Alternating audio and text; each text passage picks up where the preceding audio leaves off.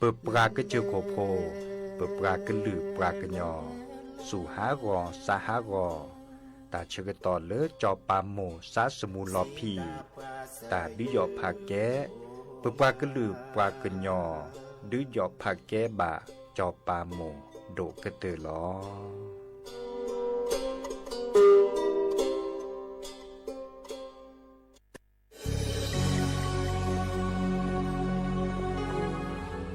เกิดเป็นคนไทยเติบโตบนผืนแผ่นดินไทยจงภูมิใจในความเป็นไทยชาติไทยเรานั้นนับเป็นชาติที่มีความเป็นมาเก่าแก่ยาวนานเรามีภาษาวัฒนธรรมและมีสิ่งต่างๆที่เป็นเอกลักษณ์ให้เราได้ภาคภูมิใจในความเป็นคนไทยเราควรเห็นคุณค่าและมีความรักชาติหวงแหนแผ่นดินอันเป็นมรดกของบรรพชน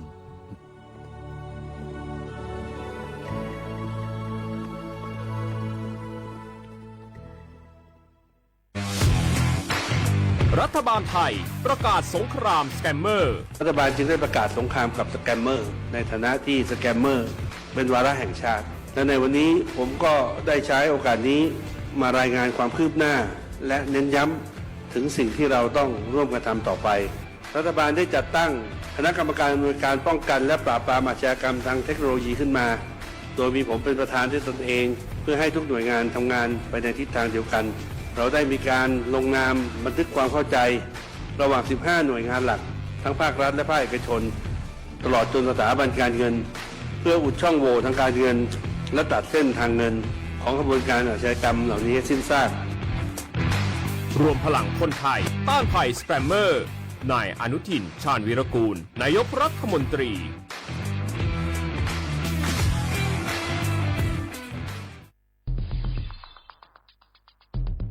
แค่3 ปีความเสียหายจากอาชญากรรมไซเบอร์ของคนไทยพุ่งทะลุถึง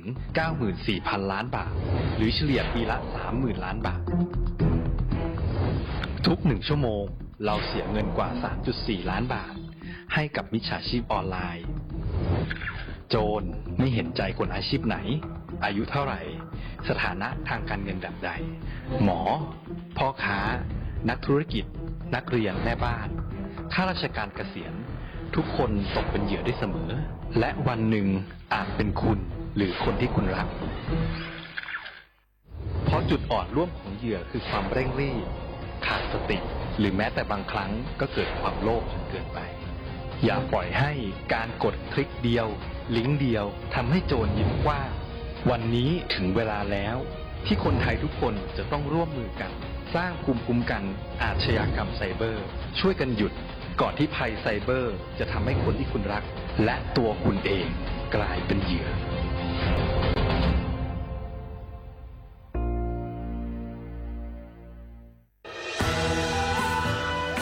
จากศาลากลางจังหวัดน่านหลังเก่าพัฒนาสู่การเป็นศูนย์การเรียนรู้นันทศิษย์ปาคารโดยมูลนิธิรักป่าน่านนับเป็นพระมหากรุณาธิคุณที่สมเด็จพระกนิษฐาธิราชเจ้ากรมสมเด็จพระเทพรัตนราชสุดาสยามบรมราชกุมารีได้พระราชทานนามนันทศิษย์ปาคารอันหมายถึงอาคารแห่งความรู้ทุกแขนงของจังหวัดน่าน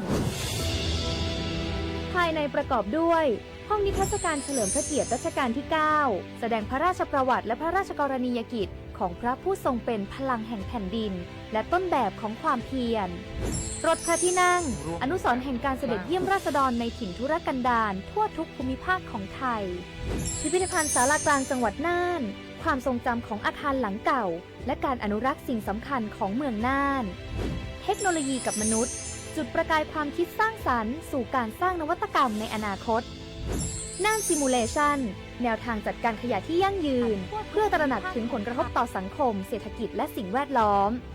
ห้องสมบัติน่านย้อนรอยสู่อดีตและความรุ่งเรืองของนครน่านผ่านเงินตราเครื่องเงินและผ้าทอง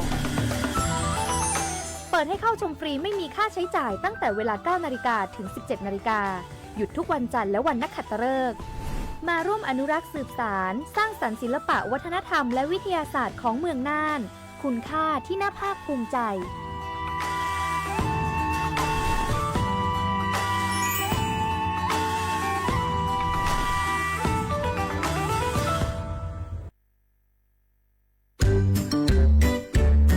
รักชอบ ไทยใส่ใจโลกนี่คำขวัญวันเด็กปีนี้นี่นา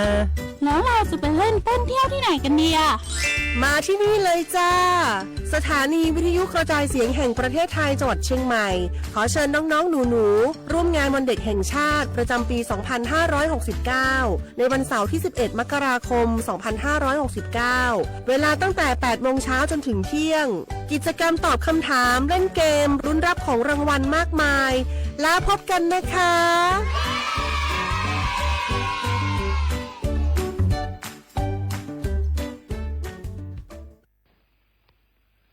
โอมชอเปอร์ปูโพเวโพมกาพติก้อนอกาเดเนาะตอนนี้เนี่ยจะก็เฮตกินตากิตาโก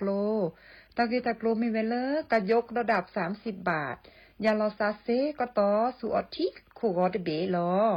กาเลอจกมอโอเลอสุอสวยอสิทธิบัตรทอง30 บาทเซนี้เฮกนาสกอมาเลตะโอมูยอทอยาลอซาเคลสุอทิคูกอดเบลอเฮกวาดอปกมาดีลอเฮกนาสกอเลตะคนนี้จูทอโคกอเฮลาสระเลตะชาฮีเลเปเลยาลอซาเลตะชาฮีตะเมเวปราโดอตาบานิเซเจเลอมาสกอตาเดสปสชมาเลอัญญอมาเลอะเคลเซเจมีเวซูอแอปพลิเคชันหมอพร้อมแอปพลิเคชันเป๋าตังตามาลอนเลนัดคิวออนไลน์มีแวคลินิกเวชกรรมชุมชนอบอุ่นคลินิกทันตกรรมชุมชนอบอุ่นคลินิกการแพทย์ชุมชนอบอุ่นคลินิกพยาบาลชุมชนอบอุ่นตลอดเลชาออกก็ซีนี่ลอปราเลตะโมสิญญาซาเลตายาลสาลอเพลเลปยาลสาเซนีมากว่าเซเลเว็บไซต์สปสช www.nhso.go.th สแกน QR Code มากว่าตะชาฮีเลตะเมปราโดอัตมาเนเลปกเลยาลสาเซปราเลยาลสาเลปราโดอัตชาฮีเนสูออทิโคกอตเบลออามีก็ทอดะเวเนาะปราเลอะยาลอซากะบาฮีกะซีนีสูออเซเซโกลเลกะญบาอะกะจาอะกอเนาะเตอร์มีฮีเลกะซีเลตาชาฮีคีดมีฮีกะซีเลปาชาออติซีเลบูอะเดเซอร์มีมือบะเซเอนาเลไพรสนีปาเลอะตาชาสตุกะละเลอะตานาอันตาบูทอเลกะซีบัดทีบัดโดเลอะนานียาลอซาเซตาชาฮีเซกะตอลอปราโดอัตชาฮีตะเมเวปราโดอัตชาฮีโตเตอตะมาเจอเคเจตะมาเจอเซทอโบเลลิเมเตอคือคุยทอโบซอนีซอนาสายด่วนสปสชเซเจเลเตอเซตัวะ Facebook สำนักงานหลักประกันสุขภาพแห่งชาติเซเจมิลอ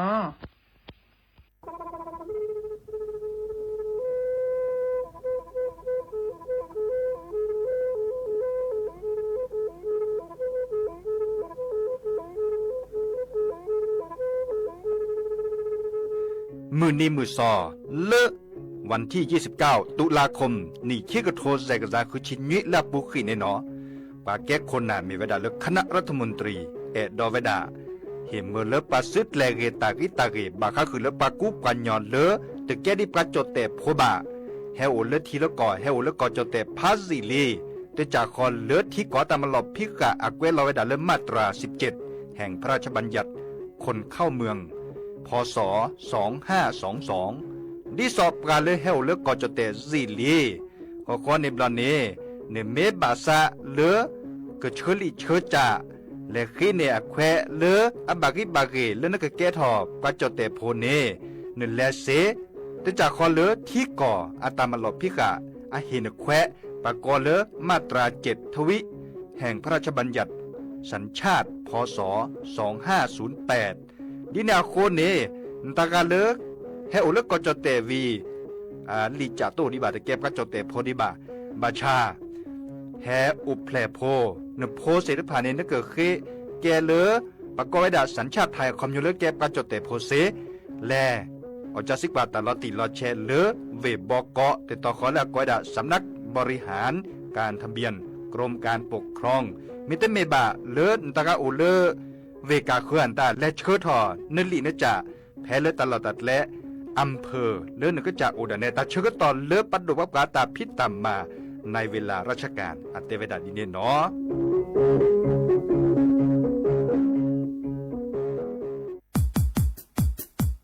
ดอปูแวปากญอโพนเมบาสะสู้อ่อนมืออ่อนเลวิทยุกลือหลอก็จะแต่เวกีแม่ตอนยาอีบอบบาเนบาคาคือเล่นตาพิตามมาตาพิออมมาออจะแต่กว่าก็ได้และสนใจโฆษณาเนื้ออดจัดสิกว่าสวทเชียงใหม่เบอร์โทรศัพท์053 276 068เมตเมบะ092 246 8579เซทอโบลอ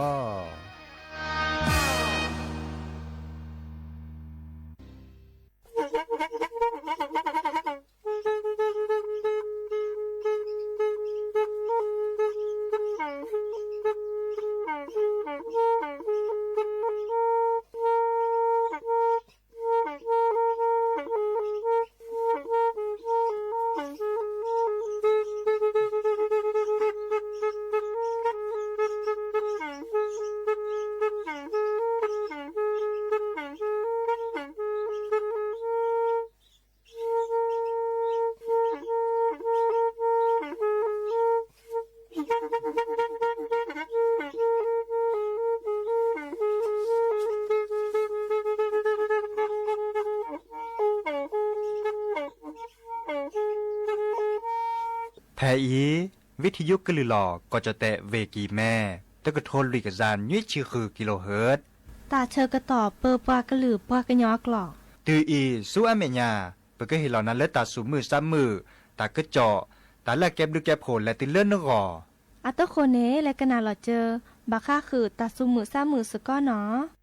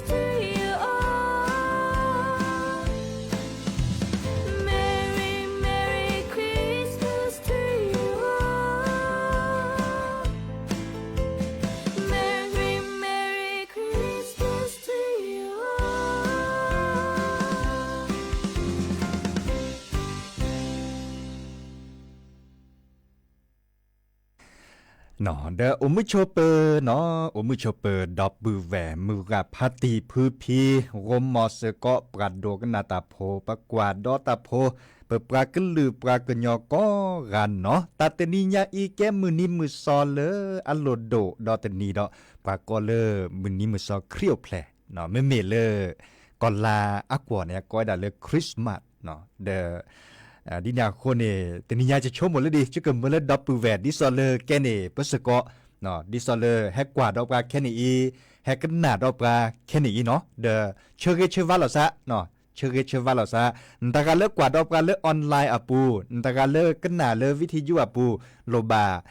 ดิซอเลโทรศัพท์ตัวดูตัวจบกันโทรศัพท์แฮกคอเซเชเกเชวาลอซะเซเนาะไม่มีเรื่องออนไลน์อ่ะปูเดกเวลาแต่ก็ตัวเกวดิซอเลแต่เชื่อต่อวันคริสต์มาสเนาะคริสต์มาสอามือนี้จะชมหมดเลยปกากลือปากญอดิซอเลอัถือทาดาอาเกเลปกาคริปโพเนโอเวดาติจกาดอกเวบาเนาะบอบาคือดับปูเวมกับพัตติก็กะเลิกกว่าดอกว่าแค่นี้เนาะแต่เลออนไลน์อ่ะปูแต่เลแต่ปูเกเดตอเกเนไม่บาซาเลเชื่อเชื่อว่าเราซาตาเชื่อตอนนี้ถอดซอนลัดถอดซอนเราชอบได้ไว้เลยตัดนิยาอีวันคริสต์มาสเนาะเดอแห่ตุกกอลซะเดียาดีเจเสมอจอซาปิเสมอเฉลิมสิริวงศ์ชายดีละล้อละกันหนาวิทยุเลอ AM ตุกโทนวีกะจานยุ้ยคือกิโลเฮิรตซ์เมกะกันหนาเลFM 103.50เมกะเฮิรตซ์เนาะเลอ FM 104.25เมกะเฮิรตซ์เมกะเนาะเดอตุลอคาเชดับปูแวกก็ปูก็ต่อแก้มือนี้มือซอเลออะเรเนาะมือนี้มือซอเลตะกาเดข้อไว้ดาเนาะข้อไว้ดาพาสิลิ Merry Christmas เนาะก็กะแต่ก็จอนตาจะก็เทกต่อผ้าโอดาอามีอาจารย์เจบาชาแต่ทีนี้ยายตาเลอัลโลโดดิซอลจะเตคือดับปูแวนเนี่ยจะก็แปลคือนาตาสุมือ3มือตาสวิซาเชอบาคาคือเลเครียวแผลเนาะตุลอกคอเชสก็เครียวแผลอามือนี้เดเชเกเชวาลอซาปราเลให้แกในโปรแกรมสกอเลติ๊กตอกอาปูนเชเกเชวาปราเสเจนอนเชเกเชวาลอดานซาเลเทปรากูปัญญาเลแฮกกว่าดอแฮกกันหนาดอตาซอตาเซเลเรดิโอไทยแลนด์เชียงใหม่แต่ตอนยังอีเซเจเนาะโอชัวเทเลก็กะนี่ตลอดอีเนกจัดถอดไม่เมเลปะก็เลยคริสตศักราชเนาะคริสตศักราชเนี่ยปะก็ดานี่คิกโทคิชิคือเนาะ2026ลีไม่เมเลก่อที่ซอเลก่อจดแต่อัตราเริ่มปัถือทาราปะก็ดาเลพุทธศักราชเนาะเลพุทธศักราชปะเดปฏิบัติยาจ้าถอนเลือวันที่1 มกราคมเนาะเกิดเกวดาหนีเลคิกโทเซกซาคุชิคุย2569ดับเบิลเวบปลาเลปากอนเลปลาคลิปหัวแต่เฮตุเทเลเจเนาะมีเวดาปากอนเลก็จะว่าโอเพลนี่ก็จะเครียเนาะปากอนเลก็จะครีโอเพลนี่เนาะอัลโลลอซาเดตัดนิยายวันที่25 ธันวาคมดินาโคเนปลาพลามาลามากปอมือนี้มือซอเลอัลลูโดเปโดดิซอยเนาะเดอโอเดตาเชเชวาลาซะเนาะดับเบิลเวเลยให้กว่าดับกา TikTok กับปูเดนเชวาลาซะเกวกดไลค์กดแชร์เสียเจอันนี้จะเกิดเมื่อเราจะดับเบิลเวเลยกันหน้าดอตาสุมือ3มือตาสวิซาเชื่อนตาแต่โจโดดบาคาคือเลยเครียวแผลนี่หรอเนาะกันหน้าสกอเฮเลตาสุมือ3มืออดทอนและติละปือพอแวพอกอระเนาะกันหน้าสกอเนาะจะเกิดเคาะกว่าดับกาดับเบิลเวให้เชวาดาไปกันแหละจะเกิดพาทอเลอตะกะโตเลอให้เชวาบกาตะกะตือจานี่เนาะ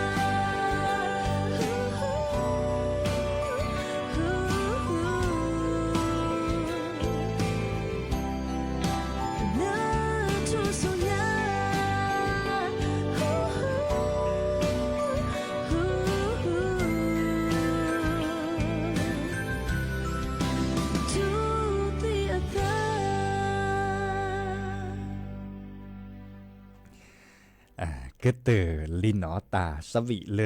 ครีโอเพลดิซอลจะเตอคือดับปูแวนนี่ล่ะนี่ทอซอลลัดทอซอไปเชอเชอวาลอซา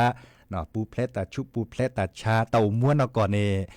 เลปักกบัตโตก่อนเนตึงเมเลไปคือดอกเกตหอปักกุปัญญาเลปักกบัตโตก่อนตาเสริภายบาชาตาเชอเชอวาเนี่ยเกตาเลอลโดเนาะไม่เสมอบะเชอเชอวาลอซาตาเนาะนี่บลอดมันเลดิซอลตาเชอเชอวาเตามูเรกมือเวดาเจจานี่เนาะนี่เมกว่าเกเลดิซอปัดโดปะปาเฮตาลโดเจรัฐบาลตาดิซอเลเฮตาลโดบาก็คือนี่ทอซอลาทอซอชอแชตาพิตามาเลแต่เตเลดอปูแวเตอามาตาลุตลาดมีเกริจากเกลเกตันละเกลวาดิซอเลก็จดแต่นี่เดรัฐบาลในกว่าช่วยเวดาก็มีเจหรอเนาะปกเลส่งเสริมเนาะประเพณีวัฒนธรรมก็พือเนาะไม่มีเลยจดแต่ดาเตเวดาส่งเสริมประเพณีวัฒนธรรมก็พือเนาะเดดินาโคเนตลอดตัดเลยแล้วก็จดแต่โอเวดาอัปปูอาตอตัดถือตาท่าโออามีอาจาตาพิตามาอุทธรมีเกริจากเกลเกตาพิตามาแลเกเดปัดดูวับกันตาแลเนาะแลมาคือแลมาปลาพลัมมันละมากุปอตาพิตามาปะแกโขแกนนาเนาะในอำเภอปะแกโขแกนนาเลผู้ว่าราชการเกปะเปอร์ทีปะเปอร์ก่อนเกตาพิตามาเพื่อแลมีแลเลทีละก่อนเลอาเกตาเลอัลลุดโดบาคานาเกตาลึตาลาดิซอเลอาเกอาวาเลดับเวนเนพืดาเลเนตพืดาตับก็จเตโพก็จเตจะเอาปะเตเลเป้าเดตัดถือตาทาโอตลดเลยหรอซะอามีอาจจะปะบาซอกคาได้โอปะบาก็จะทุกจะซาเลซอกคาได้โอปะบาซาเลปะกอดาปะคริโพได้โอปะบาปะกอเลตัดถือตาทาดิซอเลมุสลิมได้โอเนาะศาสนาพราหมณ์ได้โอเจเนาะ เลิกก็คืออวดเอาเวดาอามีอาจารย์เจเนาะมาจากอารักก็ตื่นในมีเวดาปลาเลือดถือท่าดาบักก็จะถูกก็จะจวาเลสอกคาร์ปานี่ไม่มีเลิกก็จเตเนาะบัชชาเนี่ยไม่กว่าก็ดอเลิกก็เตก็ละก่อนตาอุมิกุสาเกะเนาะบัชชาไม่มีเลิกก็จเตในดิสอเลเปเตกุนานี่เนาะว่าเกะโคเกะนานตานี่เด้อเฮตาโลโดก็มีหลอตาพิตามาอุทอร์ปูเกเตตอเกบัชชอช่วยเนาะบักก็คือเลิกบักก็บักกว่าช่วยเราสักเขียนตาเด้อกว่าช่วยเลิกเปื่อยๆเนาะตาโตเจอมาเจออันตาดิสอเลปัดดูว่าปลาฮิลอนและติเลปือพ่อแวบโพในโอดาอามีอาจารย์ไปเตะตะเลือดจอบอ่ะเนาะดินยาคนในมือกับพัติพื้นพีเนเมข้อกันหนาวิทยุข้อกว่าดอกปลาเลิศตลอดตัดเล่นตอนใหญ่เกเลอร์มือกับพัติอัตลอดก็กันเนาะแกมือกับพัติพื้นพีตลอดก็กันปากกไว้ด่าเลิศภาษีพวกเขาพอตามมาหรอเนาะมีเวดาปัดดูว่าปลากว่าแชร์ปลาเนาะเลิศรัฐบาลกว่าแชร์กันเนาะตามมาหลอดตอนใหญ่เกดิสอเลอร์ปัดดูว่าปลากว่าแชร์ปลาบาชามาตาเลิศปือพ่อแวบโพปฏิพกพวกเลิกกจเตะก็กะเนาะดิเนี่ยคนให้คือเห็นบ้านเราซะเสให้กดไลค์กดแชร์ให้ติดตามเนาะให้ follow เนาะกว่าดอลลาร์แต่เล่น TikTok อ่ะปูแต่เล่น Facebook อ่ะปูไม่ได้มีบาและก็น่าเล่นเรดิโออ่ะปูเล่นวิทยุอ่ะปูในเสจเนาะดิแหละเด้อมุขอดับเบิลเชื่อว่าให้เปิดอากาให้เปิดราเจเนาะมาจากเด้อปุ๊บก็หรือว่ากันยอกกับพิตามาตาโอเดอร์ตาพิตามาจากเนกาบาร์เนนอแต่ให้ทีว่าแต่ให้กว่าใจบ่าแต่บาร์เนนมีบ่าเนาะโอ้เปลี่ยนเลยเด้อเปก็ตุลอกเขาเชิญดับเบิลเปลี่ยนนี้หรอแต่เชื่อก็ต่อคดีเล็ดคลิปอุดคลิปไปเนาะมือนี้มือซอแค่ข้อเลยปากกอเลยป้าอุบิโอซาคาแต่เชื่อก็ต่อเลยปากกอวันหยุดเนาะวันหยุดเลยประเชิญผู้หินีหลอลีเดลตุลอคอเชอหนีแล้วซอรัฐบาลในเฮมือนี้มือซอวิลอซาบัติลอซาเซนนี่เนาะจัดถอเลอวันที่31เนาะ31วันที่1 2 3 4เนาะดินยาโคเนเตบลือละกาดคือปาเตเลก็สุพิสัญญาดาคือเกโออมัวปาคือเกโอเพื่อพี่อมุกาพัติเนาะตาคือตาขอเรื่องนึกเกชอนึกบักกว่ามุนเนาะจอแค่ในประชาตาระลิเนตาพิตามาโอดาดิซออาตะเกียกูอุกต่อตามมันลอเมเกเนาะตามมันลอเมเกโจมันโลตาปูเมเกอเมเลปชอตตอนเลหรอซาปตาเพรสเซจันเนี่ยเนาะตาเพรสเซเดดิซอเลจดเตกว่าก็ได้เลขของขวัญเนาะเลขของขวัญนั่นแหละชอตตอนเลหรอซาเนาะเลตาเพรสเซคันนี่บาชานึกกับเปรตาเพรสเซอร์คาร์คันบักว่านี่มันแลเปรเลอับโบเอดากชอดอนในเตบานเนี่ยต่อว่าอันเหลือเปรตเกรตตาหลอซาบะลินเนตาคือตาคอเม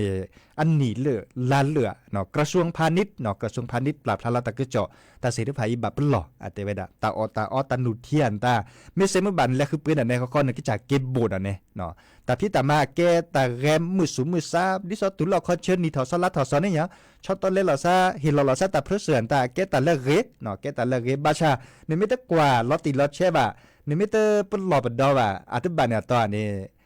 เกตหอกิเลตาตะเกียเสียเจ้าไปเตะดอกกับปัสสับปรานึกเกชอเนี่ยกูอันนออกูโชเอาไว้ดาปิดกูละโชเนี่ยอันเนียลานดากอซิหมอบาชา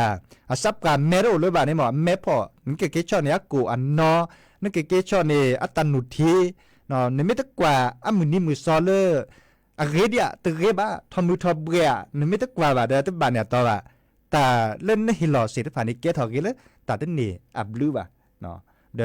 ประเทศเรากว่านึกขึ้นบาเลโกอุเซียทอมุทอเบียตนุทีอันนี้เลือลันเลอชิบัวเนาะไม่ออกบาเวดาตาเดมาหรอกฮึพลูฮึพแลบากาตานันนาตบานเนี่ยตัวฮึพลูชูฮึพลูโดเนาะอันลอปลีเนาะบาเลลตาชาเฮียปูนะบากาตื้อเล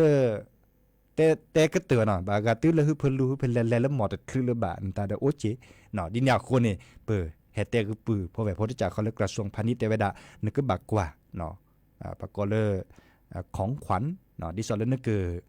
เกชอเนี่ยนพลนลีนปืนนแหวนนมือกาพัดเตียนตาจัดนี่เนาะกว่าตีกว่าชามุนเนาะเจ๊เนาะเฮบบาคือดับปือแหวมือกาพัดตีดีแต่ชักก็ตอนเล็ดเคลมุนเนาะโอเคแต่ชิดใส่นาทีเราก็บ้านเราพัดเราซาดอดินาโคเนี่ยก็หนาเกดอเลอร์ตาสวีเลิกเครียบแผลเนาะตาสวีเครียบแผลแต่ทีนี้จะต้องแปลจะแปลท่าล่ะเนาะจะแปลท่าว่าจะก็แปลกันนาเลเครียบาก็คือเลตัสวีเครียบแผลนี่ล่ะเนาะเพื่อกันแลกันนาสก็แลสู้อเมญญาดเนาะ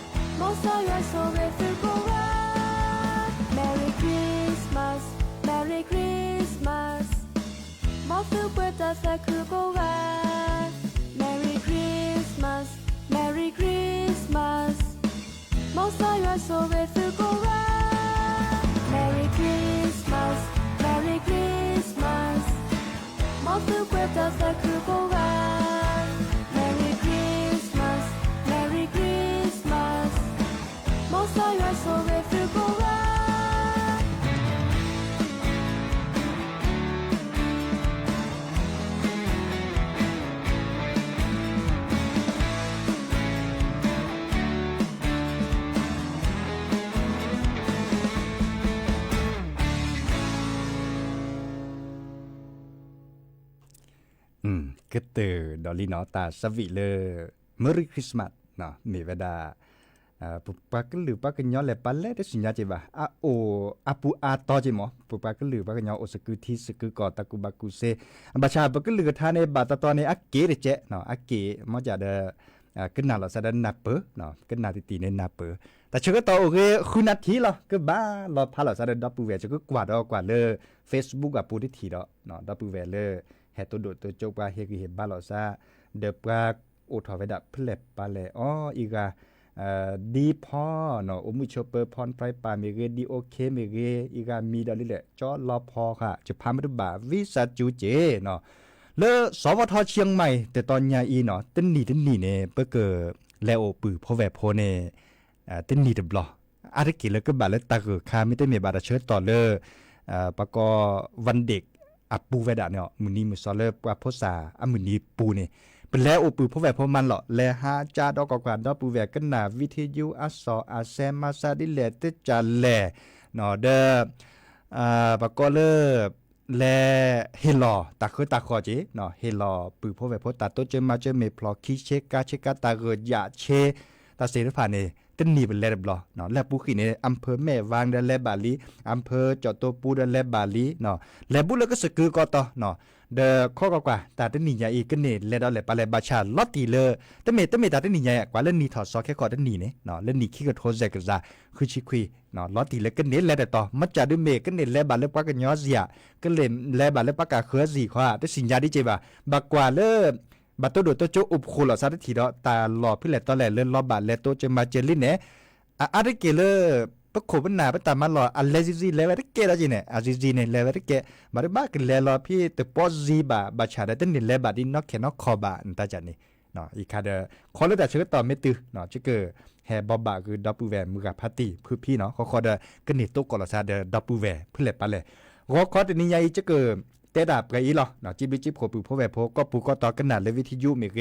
กันนาเล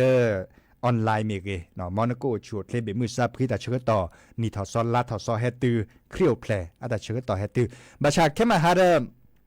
เจอแฮกเกตโตกอดับเบิลแวร์ซิโซโดดอเนาะเลตาเชื่อต่อมือฮัลลอปานเนคุนารีและติเลยุยนารีนี่หรอเนาะคุนารีตือยุยนารีดิเนี่ยโคนี่เดจึกแปลคือนาตาสวิแล้วก็เตอเพลเนาะบาก็คือเครียวแพลนี้แต่ตนี้ใหญ่ประตูหลอกคอเชสก็มาลามากปอสก็เลือกเครียวแพลอามือนี่เนาะเดตากาตาสวีหลอตัวบาดิเจบามอนโกชวดเคลเบมือซับขึ้นเนาะแฮกเกตโตกอลอซันเลแค่มาหาตาบลูเนาะ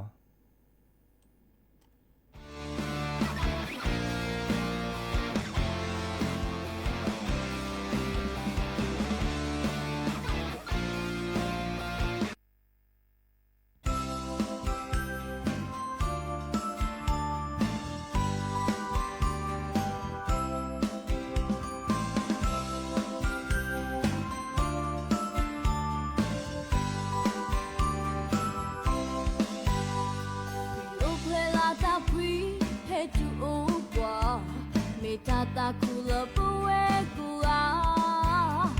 บาเทคุยตาวิเคเลออุนบวเฮตาคูตาวิสิบเตรยตาคูอากุโซเลปเวกูอาโรโคตายิชูเฮโอเพลโท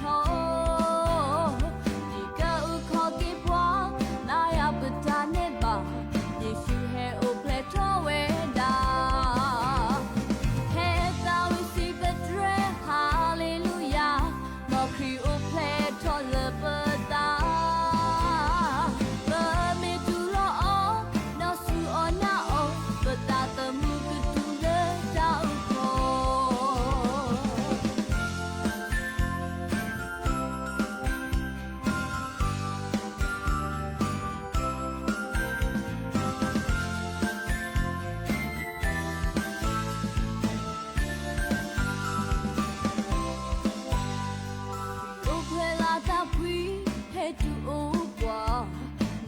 ตาคูลปเวกูอาบาเทคุยตาวิเคเลออุนบวเฮตาคูตาวิสิบเตรยตาคูอากุโซเลปเวกูอาโรโคตายิชูเฮโอเพลโทนี่ก็อุคอกิพวานายาปตาเนบายิชูเฮโอเพลโทเวดา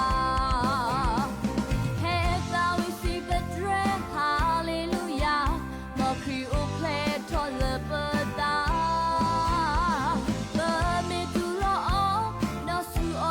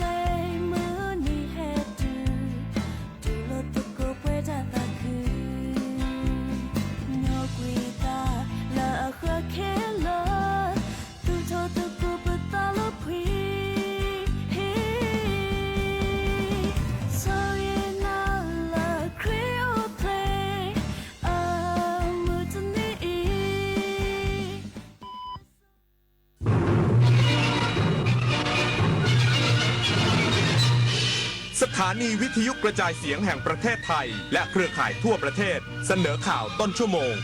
รู้เร็วรู้จริงเกาะติดทุกสถานการณ์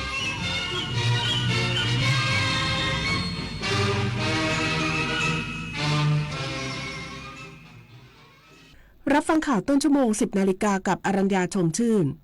กองทัพภาคที่ 2 รายงานสถานการณ์บริเวณชายแดนไทยกัมพูชาเช้าวันนี้สามารถยึดเนิน 225 ได้เรียบร้อยแล้วอีกสักครู่กลับมาติดตามรายละเอียดค่ะ Princess Cup Thailand 2025 กลับมาสร้างความประทับใจอีกครั้งภายใต้พระปณิธานในสมเด็จพระเจ้าลูกเธอเจ้าฟ้าสิริวัณวรีนารีรัตนราชกัญญาเพื่อยกระดับกีฬา